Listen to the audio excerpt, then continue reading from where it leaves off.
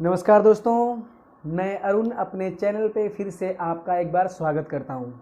आइए दोस्तों, हिंदी व्याकरण में आज देखेंगे जो बहुत इंपॉर्टेंट वीडियो, जहाँ से बहुत ऐसे अभ्यर्थी हैं जहाँ पे उनको समस्या हो जाती है। ठीक है।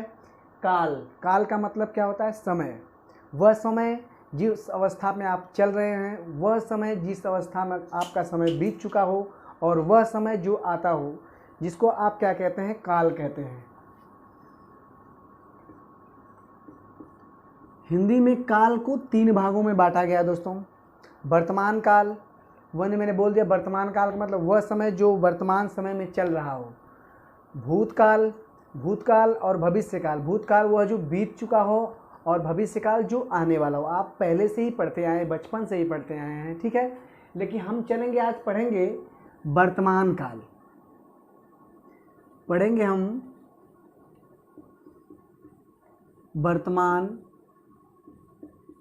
काल। देखिए दोस्तों, वर्तमान काल की अगर बात किया जाए तो वर्तमान काल को 5 भागों में बांटा गया है।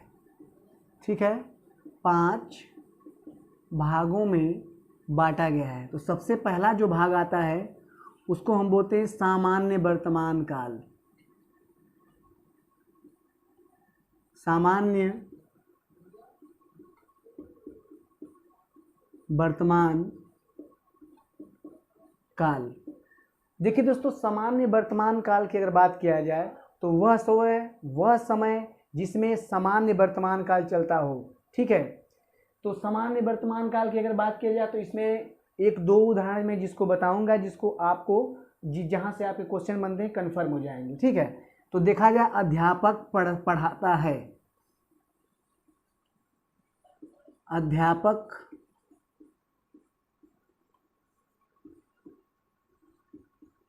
पढ़ाता है। ठीक। सीता अपना काम करती है। सीता अपना काम करती है। तो ये उदाहरण आपके सामान्य वर्तमान काल के। अध्यापक पढ़ाता है। अध्यापक क्या करता है? पढ़ाता है। यानी कि सामान्य वर्तमान काल में क्या कर रहा है? वो पढ़ा रहा है। सीता अपना काम कर रही है। ठीक है। तो सीता अपना काम क्या कर रही है? कर रही है। तो ये आपका सामान्य वर्तमान काल होता है। उसके बाद दूसरे पे देखा जाए, जो सबसे इंपॉर्टेंट है उसको बोलते हैं पूर्ण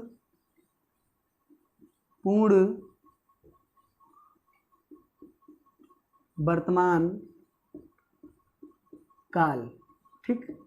पूर्ण वर्तमान काल का मतलब वह वर्तमान काल जो पूर्ण हो चुका हो। ठीक है। वह वर्तमान काल जो पूर्ण हो चुका हो। तो उसमें एक दो उदाहरण हम देखते हैं पूर्ण वर्तमान काल का। जैसे पिताजी घूम कर आ गए। ठीक है। पिताजी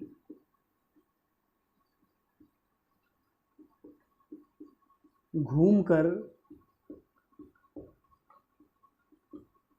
आ गए। तो ये क्या हो जाएगा? ये पूर्ण वर्तमान, यानी कि घूम भी लिए और घूम कर आ भी गए। ठीक है। तो घूम कर आए तो क्या हो गया? ये पूर्ण वर्तमान काल हो गया। उस तरह राम स्कूल से घर आ गया। तो राम पढ़कर क्या किया? स्कूल से घर आ गया। तो ऐसे काल जो पूर्ण वर्तमान काल में आ जाएंगे। ठीक। चलिए तीसरा देखते हैं, जो सबसे इंपॉर्टेंट है, यहां से भी क्वेश्चन आता है। इसको बोलते हैं अपूर्ण वर्तमान काल। अपूर्ण वर्तमान काल। देखिए, अपूर्ण वर्तमान की बात किया जाए तो वह वर्तमान काल जो अभी पूरा नहीं हुआ हो, उसी को बोलेंगे अपूर्ण वर्तमान काल। अगर ऐसे उदाहरण देखा जाए तो अध्यापक पढ़ा रहा है, अभी पढ़ा रहा है क्योंकि अभी वो पूरा नहीं हुआ है। ठीक है। तो इसको बोलेंगे क्या? अध्यापक पढ़ा रहा है। एक एक उदाहरण लिख रहे हैं, आपको समझ में आ जाए। अध्यापक पढ़ा रहा है। ठीक है। राम पढ़ रहा है। सीता काम कर रही है। तो ऐसे शब्द जो आपको अपूर्ण वर्तमान के, क्योंकि वो वर्तमान काल में चल रहा है लेकिन अभी बीता नहीं। ये नहीं होगा कि अध्यापक पढ़ा चुका होगा, ये सब नहीं है। ठीक है। सॉरी दोस्तों। चलिए चौथा पर देखते हैं, जो सबसे इंपॉर्टेंट है, संदिग्ध वर्तमान काल। संदिग्ध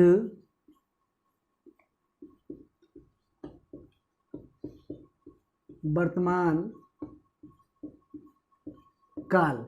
देखिए संदिग्ध का मतलब क्या होता है, संदेह होता है, ये तो पहले आप जान जाएंगे क्या होता है आपका, संदेह होता है। अब वैसे सेंटेंस आप बनाएंगे जिसमें संदेह आपका होता है, जैसे पिताजी मैदान में टहल रहे होंगे, ठीक है, पिताजी मैदान में टहल रहे होंगे, ऐसा आप बना लीजिए, पिताजी मैदान में टहल रहे होंगे। अब ये देखिए पिताजी क्या करें, मैदान में टहल रहे होंगे, यानी यहाँ पे संदेह है, टहल रहे होंगे, ठीक है। तो क्या हो गया कि पिताजी मैदान में टहल रहे होंगे, तो ये इसमें संदेह हो रहा है, ये आपका हो जाएगा पूर्ण संदिग्ध वर्तमान काल, जिसमें संदेह होता है, टहल रहे होंगे, वैसे आपके आ जाएंगे। वैसे बच्चा जमीन पर सोता होगा, अभी संदेह की बात हो रहा है, ऐसे शब्द बनाएंगे तो आपका बन जाएगा। चलिए छठवां में देखते हैं, जो सबसे इंपॉर्टेंट है छठवां वाला, पांचवां वाला। इसमें आप पांचवां वाले की बात करें तो इसको बोलेंगे हम संभाव्य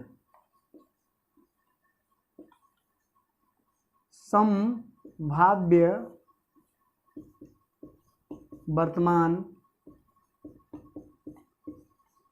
काल। देखो संभाव्य का मतलब होता क्या है, इसको समझ लीजिए, इसका मतलब होता है तत्काल, ठीक है। संभाव्य का मतलब तत्काल। अब तत्काल में कोई वर्तमान काल में वो कार्य जो तत्काल में किया जाए, ठीक, तो वैसे सेंटेंस आप बनाइए जो कि संभाव्य वर्तमान काल में आपका आ जाए। जैसे लगता है कि पिताजी टहल कर आ गए, ठीक, लगता है कि पिताजी टहल कर आ गए, तो ये सेंटेंस आपका बन जाएगा इसी में। नौकरानी शायद, ठीक है, नौकरानी शायद दरवाजे पर खड़ी होगी, ऐसा लिख दीजिए, नौकरानी शायद दरवाजे पर खड़ी होगी। अब ये जो होगी वाला शब्द लग रहा है, ये संभावना यानी तत्काल, नौकरानी शायद दरवाजे पर आकर खड़ी होगी, ठीक है, क्या हो गया, आकर खड़ी है, ये होगी नहीं होगा, सॉरी,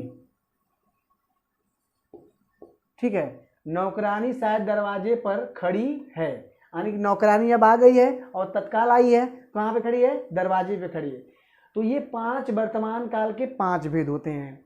अब चलिए हम चलते हैं भूतकाल में, ठीक है, यहाँ पे लिखते हैं भूत, और यहाँ से पहला देखेंगे हम, पहला वाला देखेंगे भूतकाल में, सबसे इंपॉर्टेंट, जिसको भूतकाल में बोलेंगे सामान्य भूतकाल। अब देखिए सामान्य भूतकाल की बात किया जाए, भूतकाल का मतलब जानते ही हो कि वो समय जो बीत चुका हो, ठीक है, अभी नहीं बीता हो, बीत चुका हो, मतलब कई समय लग गया हो, सेंटेंस के हिसाब से क्लियर कर लेंगे, जो शब्द हम बनाएंगे, जो वाक्य बनाएंगे उसके हिसाब से। जैसे राम चला गया, ठीक है, क्या हो गया, राम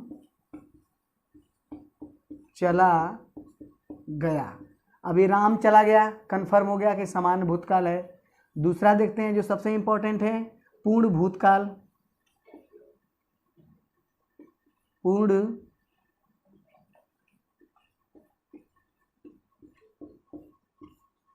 पूर्ण भूतकाल। अब देखिए दोस्तों, वह काल जो पूर्ण हो चुका हो, ठीक है, मतलब भूतकाल का मतलब तो आप जानते हैं कि बीत गया है, लेकिन वह काल जो पूर्ण भूतकाल में यानी पूरा बीत गया हो तो उसको कहेंगे पूर्ण भूतकाल। जैसे 15 अगस्त को देश, ठीक है, 15 अगस्त को देश आज़ाद हुआ था, ये आप सेंटेंस बना सकते हैं, 15 अगस्त को देश आज़ाद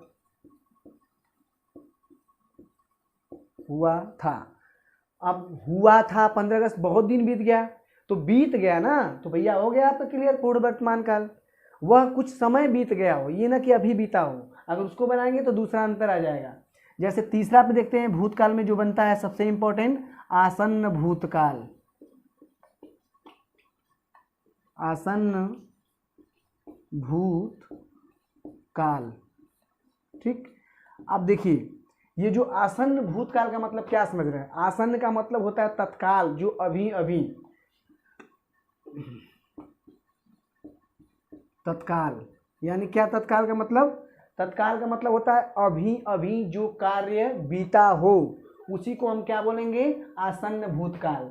नौकर दूध लेकर अभी अभी आया है, ठीक है, इसको लिख सकते हैं आप, नौकर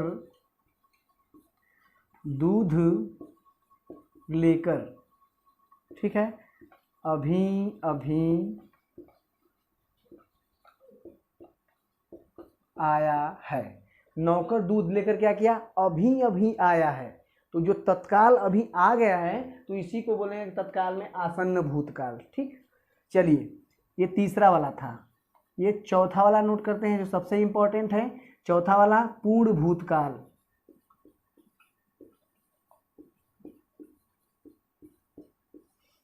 देखिए पूर्ण भूतकाल का मतलब क्या होता है? वह भूतकाल जो पूर्ण हो चुका हो, ठीक, पूर्ण बीत गया हो। ठीक, अब पूर्ण भूतकाल की बात किया जाए तो इसमें क्या होगा? बच्चा चरपाई पे सो रहा था, बच्चा चरपाई पे सो रहा था, इसको आप लिख सकते हैं, ये आपका आ जाएगा पूर्ण भूतकाल में।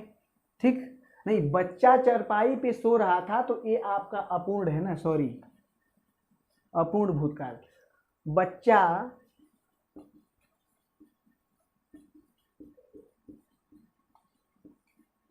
चारपाई पर सो रहा था। क्या किया? बच्चा चारपाई पे क्या कर रहा था? सो रहा था। अब ये सो रहा था जो लग रहा है, ये अपूर्ण भूतकाल, अभी संभावना लग रही है कि सो रहा था, ठीक है, तो ये आपका क्या हो जाएगा? ये सीधे आपका अपूर्ण भूतकाल में, मतलब जो पूरा नहीं हुआ उसको अपूर्ण बोलेंगे आप। ठीक है, चलिए पांचवा में देखते हैं जो सबसे इंपॉर्टेंट, इसको भी बोलते हैं पांचवा संदिग्ध भूतकाल।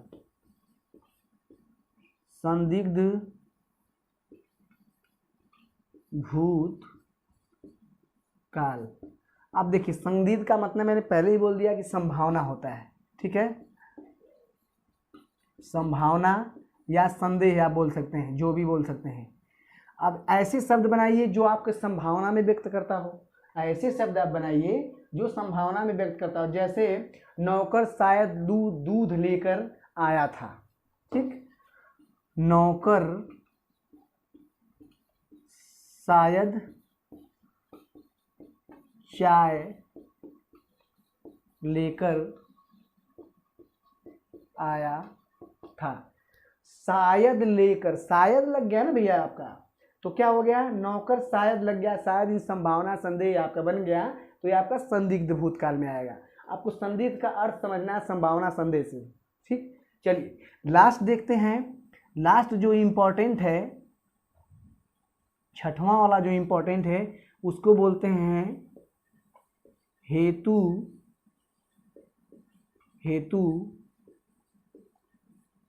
मद भूतकाल। ठीक, हेतु मद भूतकाल। देखिए इसका डिफिनेशन बहुत आसान है। हेतु मद को आप ऐसा ना समझिए, इसका मतलब यह होता है कि एक क्रिया दूसरे क्रिया पर आधारित होती है। ठीक है, मतलब अगर कोई करता है तो वह करता किसी दूसरे कार्य पे आधारित होगा, उसी को हम क्या बोलेंगे? हेतु मद भूतकाल। जैसे राम पढ़ता तो क्लास में प्रथम स्थान आता, मतलब अगर पढ़ता तो प्रथम स्थान, एक क्रिया दूसरी क्रिया पर निर्भर हो गई। जैसे अगर बारिश नहीं होती तो शायद राम स्कूल जाता, ये भी आपका क्या हो गया? संदिग्ध भूतकाल में आ गया। जैसे किसान खेत जोतता तो ही खाता, तो ऐसे शब्द आप क्या बन जाएंगे? हेतु, ये आपके बन जाएंगे सीधे सीधे हेतु मद भूतकाल। एक क्रिया दूसरी क्रिया पर आधारित हो जाती है। तो ये आपके 6। अब देखिए भूतकाल में कितने प्रकार हो गए? 6 प्रकार हो गए। वर्तमान काल में कितने हो गए? 5 हो गए। बच गया भैया भविष्यकाल। ठीक, तो भविष्यकाल को हम आपको बता देते हैं यहीं पे भविष्यकाल को बताते हैं छोटे से टाइप में करके।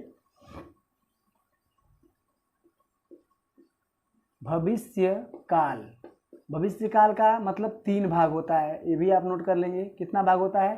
3 भाग। भविष्य का मतलब वह समय जो आने वाला है, आप जानते ही हैं। अब ये समय में पहला जो होता है 3 भाग में, जो पहला होता है सबसे इंपॉर्टेंट दोस्तों, उसको बोलते हैं सामान्य भविष्यकाल। ठीक, सामान्य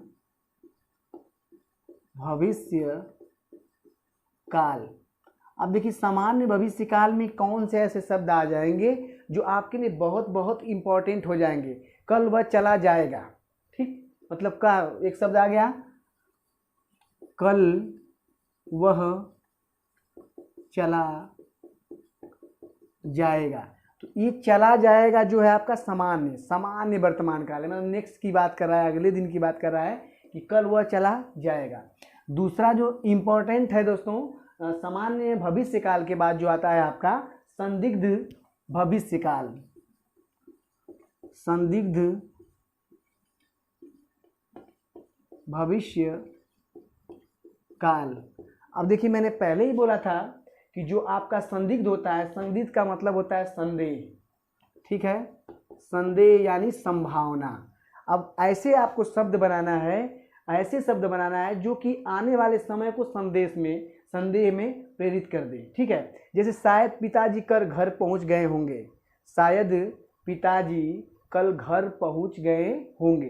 तो ऐसे शब्द आपके किस में आ जाएंगे, शायद जो लगा रहा है कल पहुंच जाएंगे, अगर जाएंगे लगा रहे हैं तो आने के लिए लग जाएगा।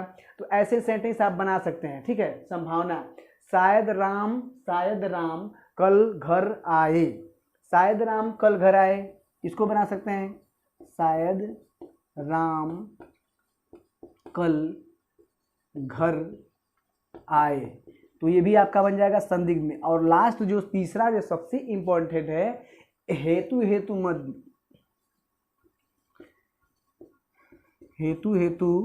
मद भविष्य काल।